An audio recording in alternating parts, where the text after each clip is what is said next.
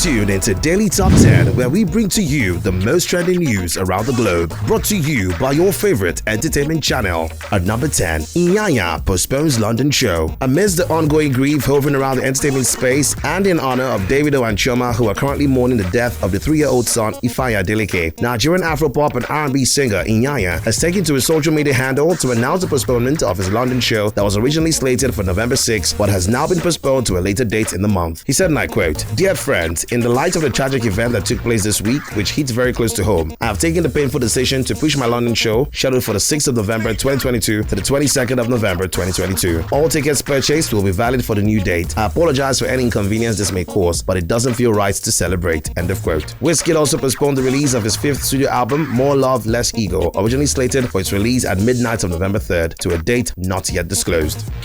At number 9, Olusegun Obasanjo broke peace between Ethiopia and Tigray. Barely a week that formal peace talks mediated by the African Union (AU) began in the South African capital Pretoria, led by the head of the AU mediation team, Chief Olusegun Obasanjo, the Nigerian statesman and diplomat. The delegates from both sides of the Ethiopian and Tigray war have signed an agreement on a permanent cessation of hostilities. Disclosing details of the pleasant news at a recent event, Nigerian former President Olusegun Obasanjo, who brokered the deal, said, and I quote, "The two parties in the Ethiopian conflict have formally agreed to the cessation of hostilities, as well as the systematic, orderly, and smooth and coordinated disarmament. The new agreement will also include restoration of law and order, unhindered access to humanitarian supplies, and protection of civilians." The peace deal between both parties is coming in 2 years into a war that started after a breakdown in relations between the Tigray People's Liberation Front, a guerrilla movement turned political party which dominated Ethiopia for 27 years, and Abiy, who was once part of the ruling coalition, but whose appointment in 2018 ended the TPLF's dominance. The war took out the lives of thousands, displaced millions, and left hundreds of thousands facing famine and hunger. At number 8, MMA star Alexander Pisarev dies from food poisoning. Former Moscow champion in hand-to-hand combat and grappling, as well as the finalist in the mixed martial arts MMA European Championships, Alexander Pisarev has died from alleged food poisoning. The MMA star was discovered by his dad, who returned to his Pisarev's apartment in Moscow, only to discover that his son wasn't breathing. The Moscow Region Investigative Committee, in a statement released, said that an autopsy will be done as an investigation has been opened into the circumstances of his death. His last professional fight was in February 2020 when he lost to Maxim Usoyan from Russia. Итак, боец из красного угла Александр Комиссаров, Челябинск. Боец из синего угла Максим Усоян, Екатеринбург. Готов! Готов! Первый раунд! Бой!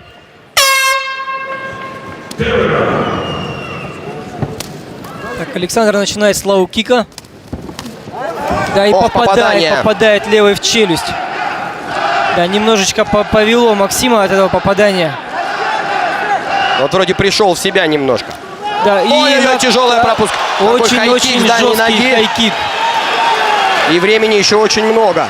Да, но опять же он дал немного времени Максиму Усояну восстановиться, и тот пытается вот сейчас забрать его ноги.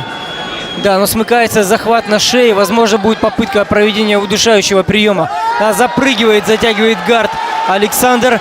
Да, и пытается задушить. Да, грамотно защищается Максим. Да, но сейчас оказывается он внизу, сейчас будет пытаться атаковать ногу, забирать пятку и пытается провести скрутку пятки Александру. Очень активная борьба, очень сложное сейчас положение. А прошла только минута, да, вот сейчас. И вот Максим пытается сделать футлок, а Александр пытается скрутить пятку.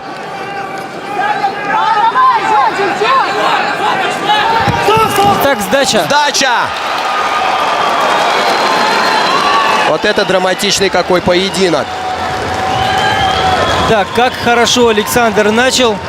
Да, какие два мощных удара пропустил Максим Усоян, да, но смог собраться и провести болевой прием Александру Комиссарову. Ну, будем надеяться, что Александр не получил травмы при проведении этого приема. Да, мы видим, сам обескуражен Александр, он не ожидал такого вот развития. Но, тем не менее, это смешанные единоборства, и тем они интересны, что исход никогда, ну, очень тяжело, так скажем, предвидеть, предсказать, как закончится этот поединок. Да, вот мы смотрим тяжелый, вот эти вот, да, мощнейшие удары от Александра.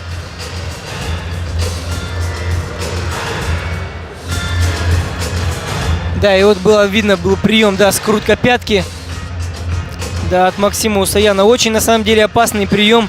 Если там перетерпеть, это может привести вообще к катастрофическим последствиям, к Очень проблемно для колена, да, насколько я знаю. Поэтому Александр как бы сдался, ну и, скорее всего, он правильно сделал, то есть, чтобы здоровье, сохранить, да, бойца здоровье превыше всего.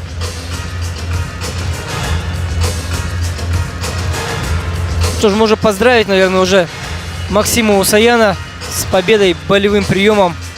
Уважаемые дамы и господа, в этом поединке на первой минуте 10 секунде первого раунда победу болевым приемом досрочно одержал Максим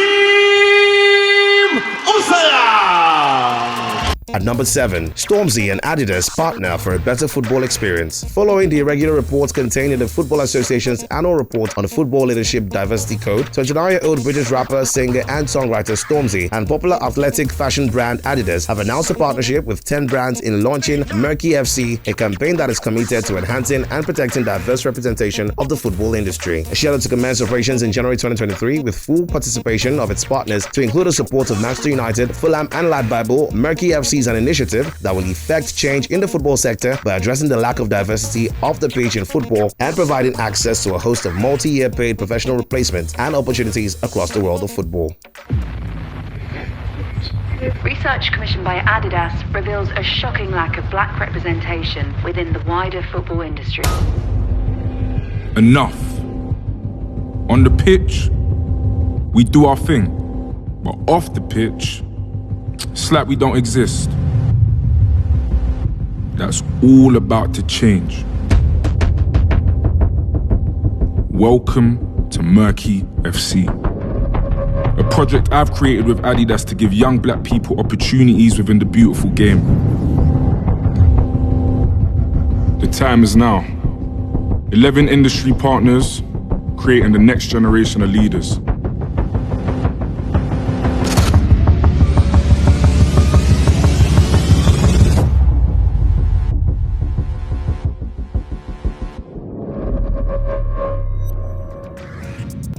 At number 6, former Twitter CEO Dorsey set to launch new social media application. Former Twitter co-founder Jack Dorsey has revealed that he is about launching a new social media application after selling Twitter to the world's richest man, Elon Musk. According to Dorsey, the new app Blue Sky will be a competition to any company trying to own the underlying fundamentals for social media or the data of the people using it.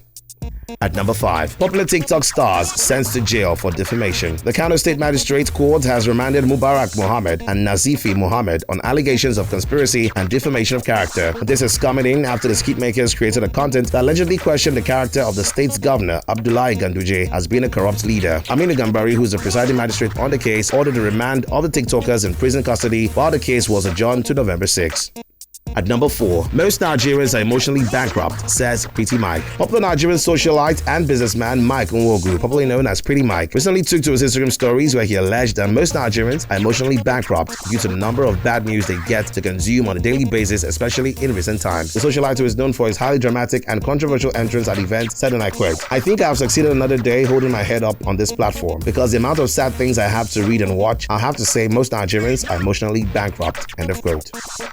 At number 3, Switzerland, Singapore, and Denmark rank top 3 on global competitiveness. According to the latest report of the Global Talent Competitiveness Index, as authored by the academic director of GTCI, Felipe Montero, and Bruno Lanvin, a distinguished fellow and co-founder of Portland's Institute, Switzerland and Singapore have retained their leading position as the top 2 most talent competitive countries, with the United States of America dropping 1 spot to number 4 and being replaced by Denmark at the 3rd position. In order to meet key sustainable development goal, Lanvin said, and I quote, "Providing girls with equal opportunities to access schools and women with equal opportunities to access leading positions are now 2 critically important ways to reduce talent inequalities." The post-COVID researchers who attributed the success of the top nations on the global ranking is as a result of coming up with creative initiatives that propel continued national growth and development, as well as equal global talent landscape and opportunities granted to females at all levels.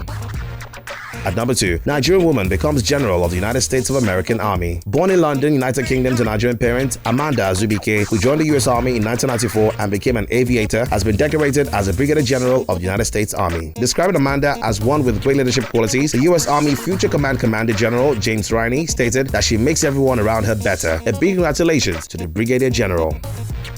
At number 1, Davido bags 2022 Afro Award. The annual Afro Award, which is created to support people who have demonstrated exceptional humanitarian excellence in various fields and has honored over 5,000 persons at the core front of humanitarianism and philanthropy in both African and American communities, has in a recent statement released names of honorees of this year's edition of the award ceremony set to hold in Los Angeles, California, and will be hosted by VHC's love and hip-hop star Masika Kalisha. As part of the honorees of the award is the First Lady of Sierra Leone, Mrs. Fatima Mada, founder and CEO of Pan-African Film Festival Ayuko Babu, renowned journalist Sheye Kehinde, Dr. Dre's son Curtis Young, Afro Nation CEO of Rocky R&P Entertainment, business consultant and humanitarian Dr. Lance McCarthy, His Royal Majesty Obayisa Olushola Onaniyan, and of course, Nigeria's finest, Davido. Interestingly and also very well deserving, while going through a grieving stage, award-winning Afrobeats megastar David Adeleke, popularly known as Davido, the Osun State's Governor-elect Senator Ademola Adeleke, and legendary African drummer Chief Tajuddin Amo Adeleke have also been listed as recipients of the award.